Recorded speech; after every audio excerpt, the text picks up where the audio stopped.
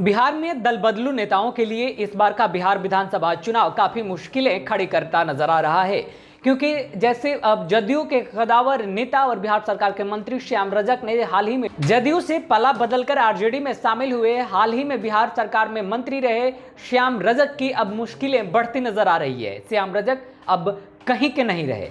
जी हाँ, नमस्कार, मैं हूं अभिषेक तिवारी, आप देख रहे हैं बिहार बानी। बिहार में विधानसभा चुनाव के तारीखों का ऐलान हो गया है। कल महागठबंधन की तरफ से सीटों के मसले को भी सुलझा लिया गया और सीटों का भी ऐलान कर दिया गया, कौन कितने सीटों पर चुनाव लड़ेगा। अब इसी दरमियान हाल ही में अभी जदयू छोड़कर आरजेडी में शामिल हुए श्याम रजक की मुश्किलें काफी बढ़ती नजर आ रही है। श्याम रजक जहां से सिटिंग एमएलए हैं, यानी जिस क्षेत्र से वो विधायक हैं, वो क्षेत्र अब सीपीआई को चला गया है।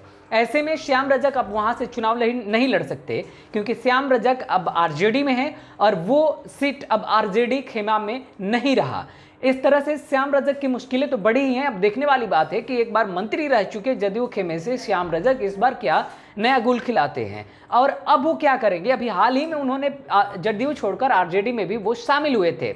ऐसे में हम आपको बताते चलें कि जिस प्रकार से श्याम रजक को लेकर के खबरें आ रही हैं, उसके अभी आरजेडी ने उनको नोटिस तक नहीं लिया है और श्याम रजक को लेकर के किसी भी प्रकार का पहले से पूर्व सूचना भी नहीं दी गई थी। फुलवारी शरीफ की जो अब सीट है वो माले के खाते में दे दी गई है।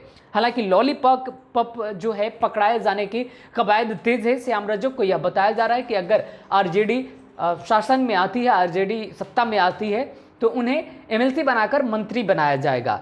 यह बात अब कितनी दूर है यह आप भी समझ रहे हैं, लेकिन फिलहाल जिस प्रकार से श्याम रजक को लेकर के आरजेडी ने स्टैंड लिया है, एकलौता ये ऐसे आरजेडी के नेता नहीं हैं जिनको लेकर के इस प्रकार का निर्णय आरजेडी की तरफ से लिया गया है, बल्कि ऐसे दर्जनों भर विधायक हैं जिनको इस बार बिहार विधानसभा चुनाव में कुर्बानियां देनी है। अब ऐसे में देखने वाली बात है कि वो विधायक क्या करेंगे। आरजेडी से बगावत करेंगे, आरजेडी के खिलाफ बिगुल फूकेंगे, या फिर आरजेडी खेमे में रहकर आरजेडी का समर्थक बनकर वहां से जो भी आरजेडी जिन्हें भी उम्मीदवार बनाती है उनका समर्थन कर उनका बेस आधार मजबूत करेंगे।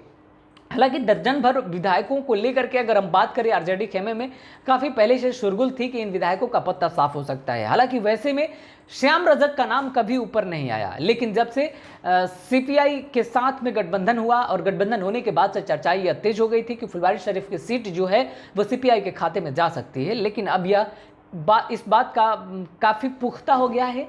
कल खुद तेजस्वी प्रसाद यादव ने इस बात को लेकर के मुहर लगा दिया और सीटों का ऐलान करते हुए स्पष्ट हो गया है कि फुलवारी शरीफ की जो सीट है वो सीपीआई के खाते में ही रहेगी। अब ऐसे में श्याम रजक वहां से मौजूदा विधायक हैं और मौजूदा विधायक हैं, तब वहां से वो आरजेडी के टिकट पर तो चुनाव नहीं लड़ सकते हैं।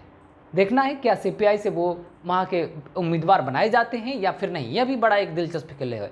फिलहाल इस खबर में इतना ही। आगे की खबरों के लिए बने रहे हमारे चैनल पर। नमस्कार।